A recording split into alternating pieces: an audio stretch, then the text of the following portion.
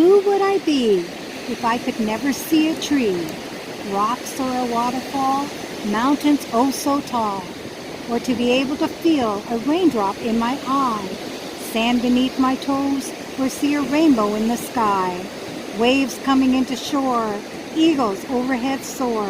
a baby bunny in its nest, a deer at rest, a river running by, a creek run dry, a butterfly flitting around, a place with no sound, a turtle upon a log, the sound of a bullfrog, the wonders I have seen, the places I have been, my mind full of peaceful, calm memories, like the touch of an ocean breeze.